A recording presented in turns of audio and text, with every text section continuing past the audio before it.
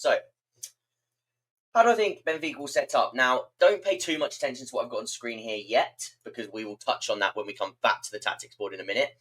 The two ways that I expect Benfica to look to players, both ways I think they're going to try and allow us to have a little bit more of the ball. They're not going to try and take the game to us too much.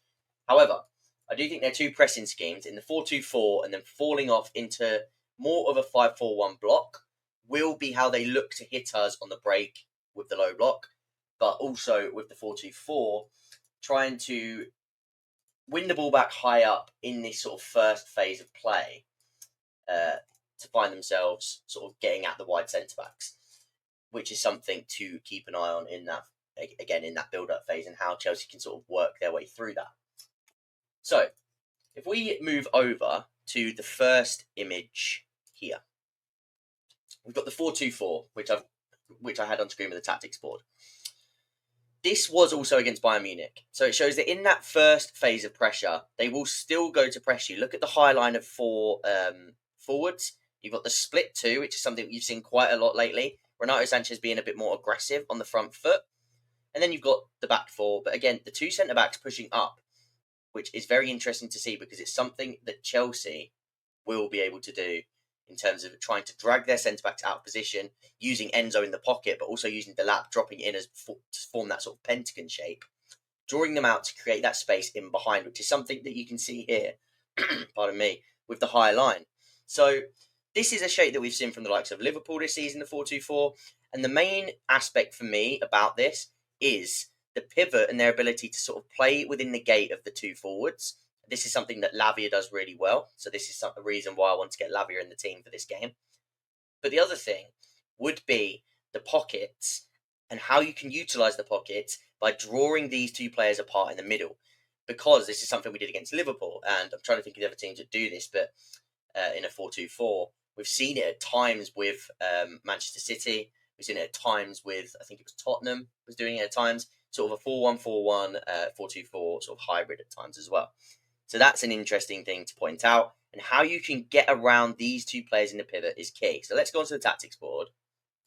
Let's speak about how. So when you've got these two here, and one is going to be slightly more aggressive, because as you saw it, one was sort of slightly more towards play. This is because you've already got these two pinning that there. But you've also got this sort of first section that we spoke about. Now, in that first section, you've got a 5v4. You've got the two wide centre-backs, the central centre-back, and the two pivot players. Okay, if Chelsea were to set up in this way. Now, of course, that is an overload for Chelsea, a 5v4. So the reason one of these is slightly positioned higher is that if one of these players is sort of drawn out and Chelsea are able to split that gap into, say, Lavia, and he's on the turn, this player is then the next one to apply the pressure. So he's going to jump into here to make that a 5v5, but also just to apply pressure on the ball to make sure you can't play forward too easily. However, this is why Lavia is so important, because his ability to turn, evade pressure, and then play into these gaps that will appear for someone like Enzo, because again, if let's say Palmer's the one pinning someone back on this side of the pitch, and this is the sort of, you've applied that pressure and you've now split these two players, is what I like to sort of call it, when you're splitting that pivot in a 4-2-4, somebody is going to be open in space, and that is Enzo Fernandez. Now, that's the first sort of phase of trying to play through. Of course, once you get to this point, you are now going to bring up another sort of issue for them. Now, of course, again, Palmer is over here. So one thing could be that he's going to try and get over. Unlikely, because you're not going to want to leave Palmer, but also the distance is a little bit further. The most likely scenario is then the defender look to jump out and sort of follow that. Now, how aggressively they do that would sort of depend on how much space they leave here. But this is something we saw against Inter Milan at times in the pre-season. This is something we've seen so many times. I think Crystal Palace did it a lot against us. A lot when we face a back five with the wide centre-backs. They will jump on and they will sort of go man for man and try and stop Enzo in that pocket or whoever's playing in there. Again, remember this is Benfica. So they're going to be up for it against Enzo. And he could be pivotal in this game in that pocket area. So once this player jumps out, of course, this gives Delap, who I would expect in this game to cheat slightly more to the right.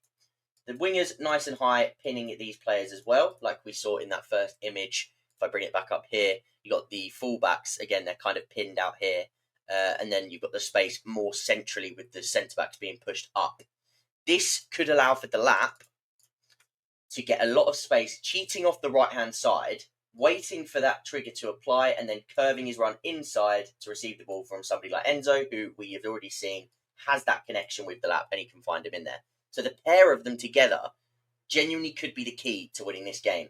Now, of course, you're going to get chances to isolate your fullbacks as well, to isolate your wingers, with the fullbacks. I think the main part of this game for me would be using them to pin the fullbacks and to find space more centrally. Now, what I would like to see from them is the runs inside, especially for someone like Neto, if he's being pulled out here. I want to see a little bit more sort of ability to run in behind, because like I say, again, if Delap's pinning over here, it doesn't always have to be Delap spinning into that space. If he keeps that defender pinned, then Neto has got the beating, or whoever's on the left, because it could be Madueke, to get inside and attack the space.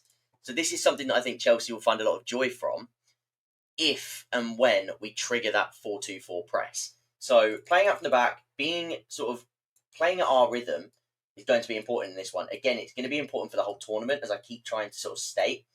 This tournament is very much based off intensity and the weather and dealing with all of that. When to go, when to sit, when to control, when to slow things down, when to really go for the kill. All these things are really important, especially when you're playing in this heat and making those decisions on the fly. So I think that's a huge part of this game yet again. But this is one way that we can sort of play through that 4-2-4 press. Now, if we now speak about, let me get rid of these two things, just drop that. This is something else we saw from Benfica against Bayern Munich. Now, when they were 1-0 up, they knew that they needed a win to top the group, get on the easier side of the draw. Again, a big result for them. A draw wouldn't have been enough. So they needed to keep that win and keep that result.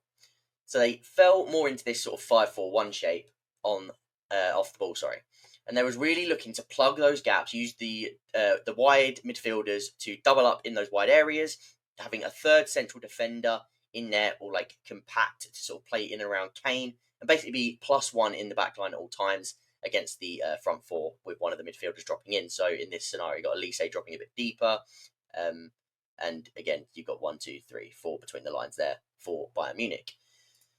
This is, of course, something that Chelsea have sort of struggled with. Now, this is another reason why Delap could be absolutely key. Now, like I say, I think we could see them drop into this shape as we get further back, because, again, it's knockout football now. So I think they're going to want to be somewhat careful. So if we're in a drawing game state, or if we go 1-0 down, I think we could see something like this. And it's important to know how we can sort of look to break this down. Something that Bayern Munich did quite well against the low block, they did fashion a few chances from drawing the wide centre-back and the full-back away from each other, exploiting the gap in between, and then putting a first-time cross into the box for someone like Kane or one of the sort of back post runners to get on the end of. Now, Trubin had a very good game, made a few good saves, but again, this is where Delap could be key, sort of making those runs at the right time. Once, say, Madueke and Palmer find that split on the right-hand side, they split the passing gate between the full-back and the centre-back, find their way inside, put a first-time cross into the box, and you have players like Delap, Enzo, even Cucurella coming in to attack that space. So I think that could be key. So from what we've touched on, this is something we could face, but I would expect to see this a little bit more from the start, especially from goal kicks, being a bit more intense. So I think controlling the tempo and really controlling the game and being in the driving seat will be key for this game. I think we have more than enough quality to overpower them in this sense. And that is kind of where I'm at with this game. If we go back to the tactics board quickly. So let's highlight Delap as the key. Enzo as the key. Lavia as the key, from what we spoke about with beating the press. And then again, I would say you can maybe add Cucurella to that as that last man coming in at that post, facing the low block. Like I say, with Delap, you sort of have this two-man over here, which has been effective during the season to find their space and find their way into the box. To find Delap, in the box. So, now that we have sort of touched on a few different ways that Chelsea could look to beat Benfica, what questions